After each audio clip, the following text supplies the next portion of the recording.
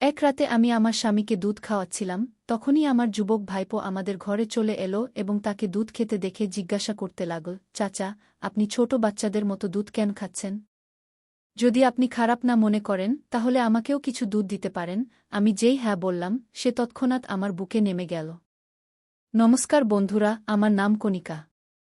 আজকের এই রোমাঞ্চকর গল্পে আপনাদের সবাইকে স্বাগতম। আমার বিয়ে হয়েছিল এমন একজন মানুষের সাথে যিনি বয়সে আমার চেয়ে অনেক বড় ছিলেন। তার নাম ছিল সাহিল। যখন আমার বয়স ছিল ২০ বছর, তখন তার বয়স ছিল ৪০ বছর। তিনি আমার একদমই পছন্দের ছিলেন না।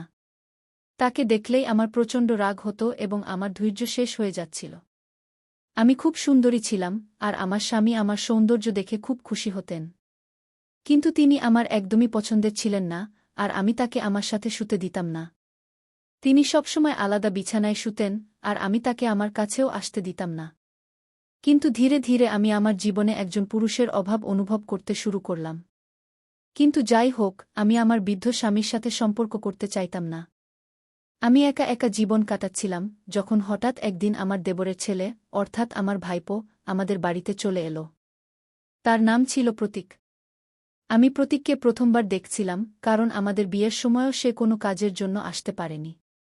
প্রতীক বাড়িতে আসার পর সবাইকে দেখে নীল এবং আমাকেও জড়িয়ে ধরল। কিন্তু যেই প্রতীক আমার সাথে কথা বলার চেষ্টা করল, আমার স্বামী রাগান্বিত দৃষ্টিতে তার দিকে তাকালেন। পরিবেশ বেশ উত্তপ্ত হয়ে গিয়েছিল।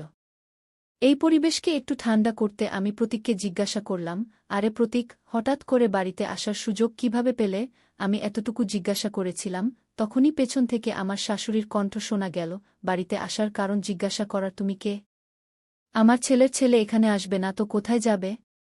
আমি শাশুড়ি মাকে বললাম, আপনি সবসময় আমার কথার ভুল অর্থ কেন নেন? আমি শুধু এজন্য জিজ্ঞাসা করছিলাম যে সে আমাদের বিয়েতেও আসেনি, তাহলে হঠাৎ করে কিভাবে সময় পেল? তখন প্রতীক বলল, দাদি, চাচি আমাকে একটি সাধারণ প্রশ্ন করেছিলেন, আপনি তার উপর এত রাগ করছেন কেন? আমি এসেছি সবাই যেন খুশি থাকে, আর এই ঝগড়া বন্ধ করুন গো।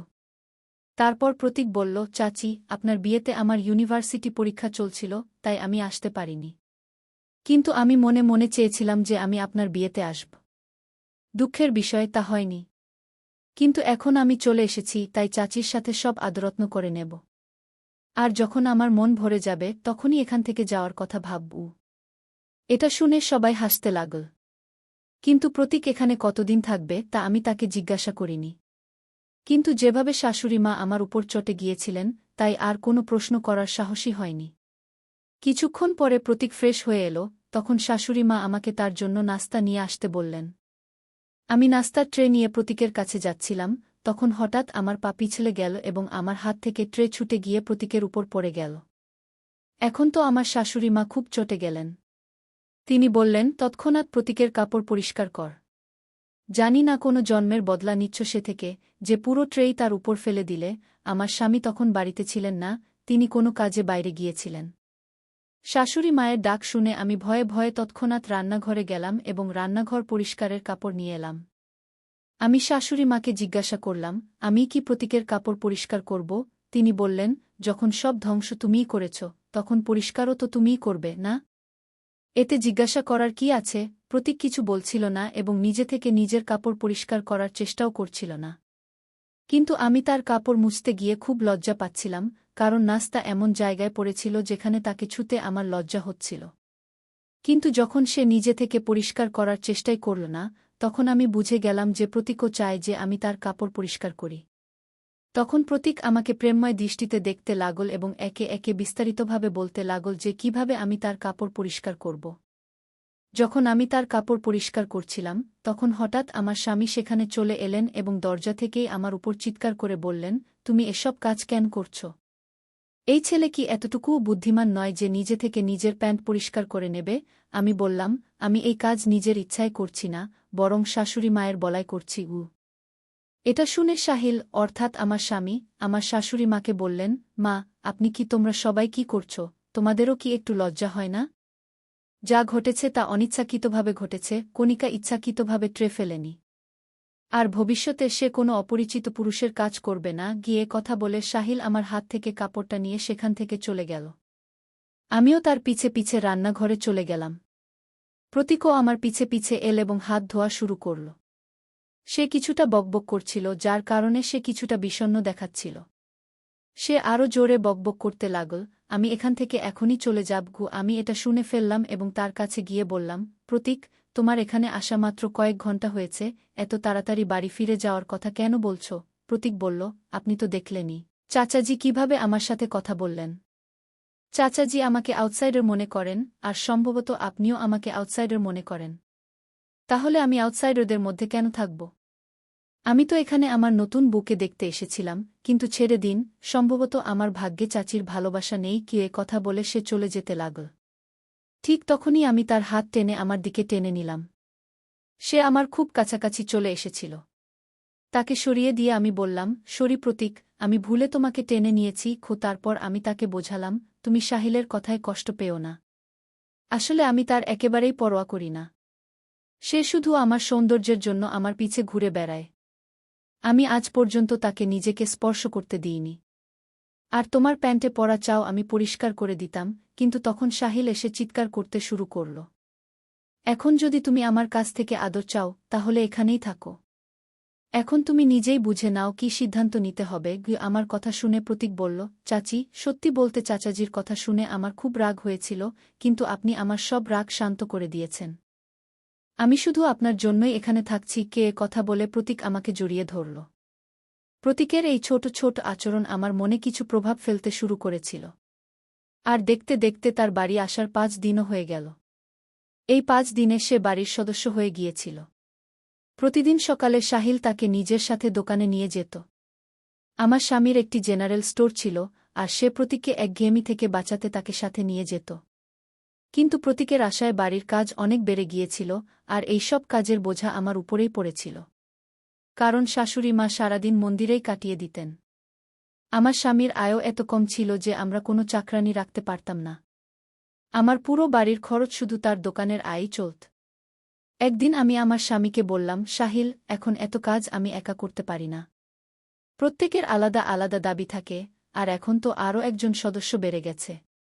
শাশুড়ি মাও আমার কোনো সাহায্য করেন না। এখন তুমিই বলো, আমি একা এত কাজ কিভাবে করব?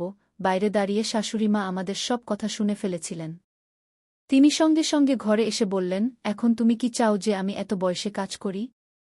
আর তুমি আমার ছেলের কান কেন ভরাচ্ছ? যা বলার আছে আমাকে বল। তারপর আমার আর শাশুড়ি মায়ের মধ্যে ঝগড়া শুরু হয়ে গেল। সাহিল আমাদের দুজনকে শান্ত করল এবং বলল, এখন মা কাজ করতে পারবেন না, আর আমি বাড়িতে চাকরানি রাখতে পারি না। তাহলে যার কারণে কাজ বেড়েছে সেই তোমার সাহায্য করবে। সাহিল বলল, প্রতীক এখন থেকে দোকানে যাবে না, সে এখানেই থেকে কণিকার সাহায্য করবে। আমার স্বামী তার দায়িত্ব থেকে মুক্তি পেতে তার যুবক ভাইপোকে আমার সাথে বাড়িতে একা রেখে যাওয়ার সিদ্ধান্ত জানাল। আমি আর কিছু বললাম না এবং তার সিদ্ধান্ত মেনে নিলাম। পরের দিন থেকে প্রতীক আমার সাথে থাকতে শুরু করল এবং সব কাজে আমাকে সাহায্য করতে লাগল। নাস্তা করার পর শাশুড়ি মা মন্দিরে চলে যেতেন, আর সাহিল দোকানে চলে যেতেন। তাদের চলে যাওয়ার পর আমি নাস্তা করতাম। প্রতীকও আমার সাথে বসে নাস্তা করত। শাশুড়ি মা আর সাহিল চলে যাওয়ার পর প্রতীক কিছু অদ্ভুত আচরণ করতে শুরু করত। যতক্ষণ তারা বাড়িতে থাকত ততক্ষণ প্রতীক আমার থেকে দূরত্ব বজায় রাখত। সবাই চলে যাওয়ার পর সে আমার কাছাকাছি আসতে শুরু করত। তবে ভালো দিক ছিল যে শাশুড়ি মা কখনো হঠাৎ বাড়ি চলে আসতেন, যার কারণে প্রতীক ভয়ে কিছুটা দূরে সরে যেত।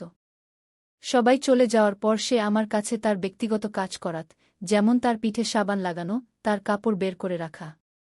তার সাহস এত বেড়ে গিয়েছিল যে সে আমাকে এ পর্যন্ত বলতে শুরু করেছিল যে আমার কোনো শাড়ি বা কোনো ধরনের ব্লাউজ পরা উচিত, যদিও আমি তা উপেক্ষা করছিলাম।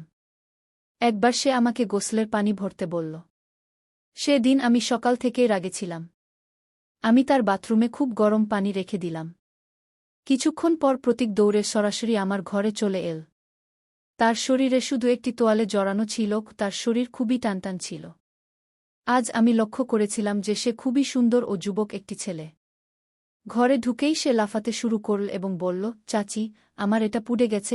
আমি জানতাম যে আমি তার বাথরুমে খুব গরম পানি রেখে এসেছিলাম, কিন্তু গোসল শুরুর সময় কেউ কি নিজের সেই জায়গায় পানি ঢালে? সে আবার বলল, চাচি, কোনো ক্রিম থাকলে দয়া করে লাগিয়ে দাও, আমার খুব জ্বালা করছে। এত বলতে বলতে সে আমার বিছানায় বসে পড়ল। আমি জিজ্ঞেস করলাম, কোথায় জ্বালা করছে? সে তার উরুর দিকে ইশারা করতেই আমি একটু ঘাবড়ে গেলাম। আমি ভাবলাম, আমার ভুল হয়ে গেছে, আমাকে বাথরুমে এত গরম পানি রাখা উচিত ছিল না। কিন্তু তারও তো দেখে নেওয়া উচিত ছিল যে পানি বেশি গরম নাকি ঠান্ডা। সেই সময় লজ্জা ও ভয়ে আমি ধীরে ধীরে তার পা থেকে তোয়ালে সরাতে শুরু করলাম। তার পা হাঁটুর উপর পর্যন্ত পুড়ে গিয়েছিল।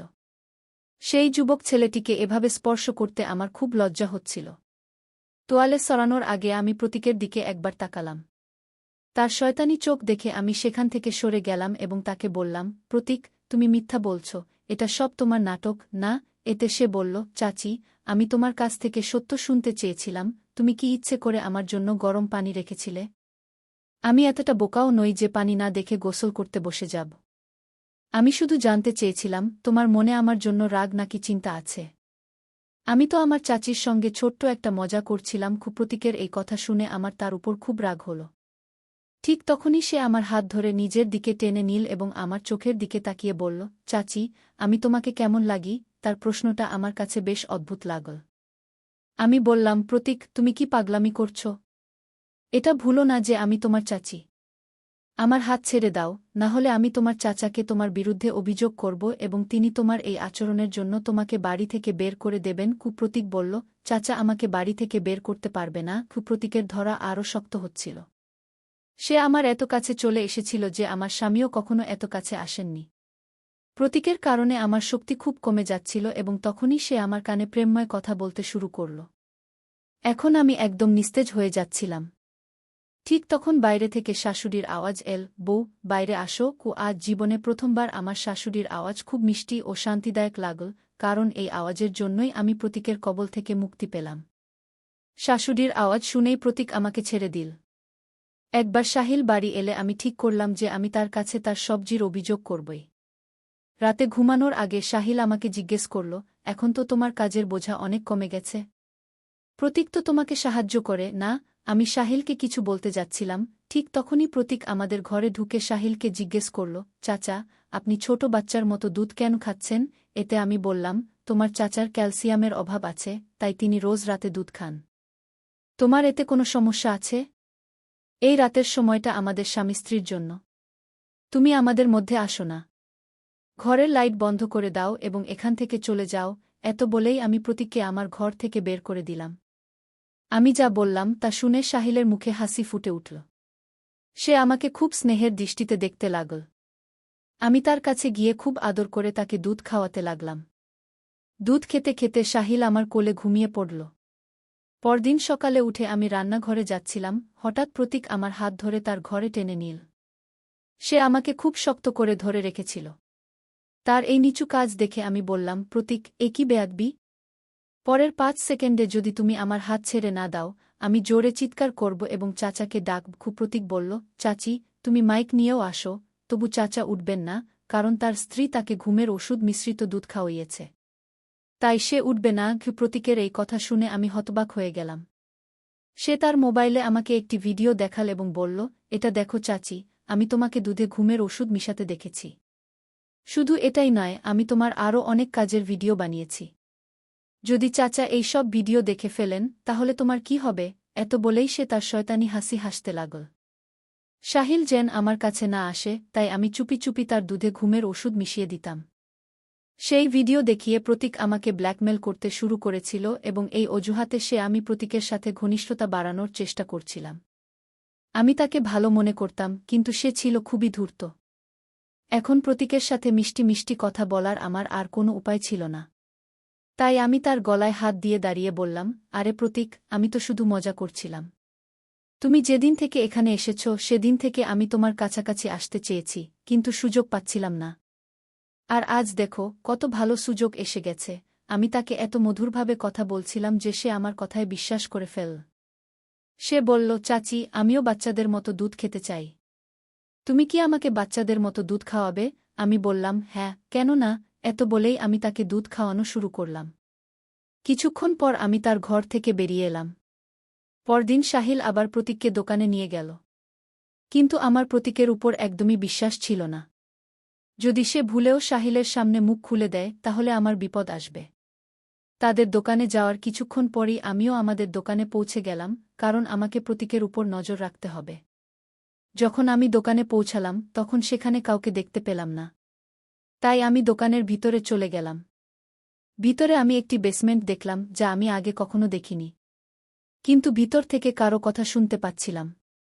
সিঁড়ি না থাকায় আমি ভিতরে যেতে পারছিলাম না, তাই আমি কান লাগিয়ে শুনতে লাগলাম। ভিতর থেকে সাহিল ও প্রতীকের কথা শুনতে পেলাম। সাহিল প্রতীককে জিজ্ঞাসা করছিল কখন তার জ্ঞান ফিরবে। দ্রুত এর চিকিৎসা কর এবং টাকা নিয়ে এই মেয়েটিকে নিয়ে এখান থেকে চলে যাও। ও আমি ভাবলাম এরা কোনো মেয়ের কথা বলছে। তখনই আমি প্রতীককে বলতে শুনলাম সে সাহিলকে জিজ্ঞাসা করছিল, তুমি এই মেয়ের মুখ আমাকে কেন দেখাচ্ছ না? আর এই মেয়েকে? তার প্রশ্নে সাহিল তাকে ধমকে চুপ করিয়ে দিল। প্রতীক আমার সম্পর্কে আমার স্বামীকে কিছু বলেছে এমনটা আমার মনে হচ্ছিল না। তখনই আমি ভিতর থেকে তাদের বের হওয়ার শব্দ পেলাম। আমি তড়িঘড়ি দোকান থেকে বাড়ির দিকে দৌড়ে গেলাম। বাড়ি পৌঁছেই আমি পরিকল্পনা করলাম যে রাতে সাহিলকে ঘুমের ওষুধ না দিয়ে আমি প্রতীকের ঘরে যাব এবং প্রতীকের উপর আমার সাথে জোরজবরদস্তির অভিযোগ তুলব। এরপর সাহিল প্রতীককে চিরতরে বাড়ি থেকে বের করে দেবে। সন্ধ্যায় যখন সাহিল বাড়ি এল তখন আমি তাকে শাশুড়িমার ঘরে যেতে দেখলাম। তার ঘরে যাওয়ার সময় আমি সাহিলের মুখে চিন্তা দেখতে পেলাম। সে ভিতরে যেতেই আমি দরজায় কান লাগিয়ে তাদের কথা শুনতে লাগলাম। সাহিল মাকে বলছিল, মা তুমি আমাকে সারাদিন এত কল করছো কেন? এমনকি ভূমিকম্প এসে গেছে। শাশুড়িমা বললেন, এটাকে ভূমিকম্প না বলে আর কি বলবো? তোমার বিয়েকে পুরো 1 মাস হতে চলেছে কিন্তু এখনও তোমার বউ কোনো সুখবর দিল না। তুমি পুরুষ নাকি কিছুই না? যদি সে শিগগির প্রেগন্যান্ট না হয় শাশুড়িমা কিছু বলতে যাচ্ছিলেন এমন সময় পেছন থেকে প্রতীক ও চাচি কি বলে ডাকল। প্রতীকের আওয়াজ শুনে শাশুড়িমা চুপ হয়ে গেলেন। আমার পরিকল্পনা অনুযায়ী রাতে আমি সাহিলকে ঘুমের ওষুধ দিলাম না। সাহিল ঘুমোতে যেতেই আমি প্রতীকের ঘরে গেলাম এবং তাকে আদর করে জড়িয়ে ধরে বললাম, আমি তোমার সাথে যে প্রতিশ্রুতি দিয়েছিলাম তা রাখছি। এখন আমি তোমার। প্রতীক যেই আমার কাছাকাছি আসতে লাগল অমনি আমি জোরে জোরে চিৎকার করতে লাগলাম, বাঁচাও, কেউ তো বাঁচাও। আমার আওয়াজ শুনে সাহিল দৌড়ে এসে বলল, দেখো তোমার ভাইপো আমার সাথে জোরজবরদস্তি করার চেষ্টা করেছে। একে এখনই বাড়ি থেকে বের করে দাও। সাহিল আমার কাছে এসে একটি চড় মারল এবং বলল, প্রতীক আজ দুপুরেই সব বলেছে। আমি জানতে পেরেছি যে তুমি আমাকে ঘুমের ওষুধ দিচ্ছ। এখন আমি আর প্রতীক দুজনেই তোমার উপর ভালোবাসার বৃষ্টি করব। এত বলেই তারা দুজনেই আমার উপর ঝাঁপিয়ে পড়ল। এমন সময় বাইরে পুলিশের গাড়ির আওয়াজ শোনা গেল। কিছুক্ষণের মধ্যেই পুলিশ ঘরের ভিতরে চলে এল। আগে থেকেই আমার প্রতীকের উপর সন্দেহ ছিল। সেই সন্ধ্যায় শাশুড়িমা ও আমার স্বামীর কথা শুনে আমি আরও বেশি চিন্তিত হয়ে পড়লাম যে তারা দুজনেই আমাকে দ্রুত প্রেগন্যান্ট করে আমার থেকে কি লাভ পেতে চায়। তবে আমি নিশ্চিত ছিলাম যে এই বাড়িতে আমার জীবনের ঝুঁকি আছে। তাই আমি আগেই পুলিশকে ফোন করেছিলাম। পুলিশ তাদের দুজন দুষ্কৃতী ও শাশুড়িমাকে গ্রেফতার করল। এরপর আমি পুলিশের সাথে আমাদের দোকানে গেলাম। সেখানে আমরা একটি ঘুমন্ত মেয়েকে পেলাম যার মুখ সম্পূর্ণ ঢাকা ছিল। আমি যেই মেয়েটির শরীর থেকে কম্বল সরালাম আমার পায়ের নিচ থেকে মাটি সরে গেল। কারণ সেই মেয়েটি আর কেউ নয়, আমার ডাক্তার বোন। ডাক্তাররা তার পরীক্ষা করে জানা গেল যে সে কোমায় আছে। সাহিল আমার বোনের স্বামী ছিল। তাদের বিয়ের কয়েকদিন পরই সাহিল অভিযোগ করেছিল যে আমার বোন পালিয়ে গেছে। বর বোনের পালানোর কারণে আমার জীবন নষ্ট হয়ে গেছে এমন কথা বলে সাহিল আমার বাবাকে আমার কাছে প্রস্তাব দিয়েছিল। যখন পুলিশ সাহিলের বক্তব্য রেকর্ড করেছিল তখন জানা গেল যে সেই দুষ্ট বুড়ি আমার বাবার সম্পত্তি দখল করার জন্য আমার বোনের উপর অনেক অত্যাচার করেছিল। কিন্তু সে এই বলে সেই দুষ্টদের থেকে নিজেকে মুক্ত করার চেষ্টা করেছিল যে আমি তাদের সৎ মেয়ে এবং সব সম্পত্তি আমার ছোট বোনের নামে আছে। প্রতীক একটি ছোট গ্রামে একটি ছোট ক্লিনিক চালানো ডাক্তার ছিল যাকে আমার বোনের চিকিৎসার জন্য আনা হয়েছিল এবং এটি এই 3 জনের মিলিত ষড়যন্ত্র ছিল। সেই 3 জন অপরাধীকে আদালত যাবজ্জীবন কারাদণ্ড দিয়েছিল এবং এইভাবে আমার বোন এবং আমার প্রাণ বেঁচে গেল। কমেন্ট করে অবশ্যই জানাবেন যে আপনি এই গল্পটি কেমন পছন্দ করেছেন। যদি আপনি এই গল্পটি পছন্দ করেন তবে এটি লাইক করুন এবং আপনার বন্ধুদের সাথে শেয়ার করুন। ভবিষ্যতে এমন রোমাঞ্চকর গল্পের জন্য আমাদের চ্যানেল সাবস্ক্রাইব করুন এবং বেল আইকন টিপতে ভুলবেন না। সবাই নিজের এবং নিজের পরিবারের যত্ন নিন। ধন্যবাদ।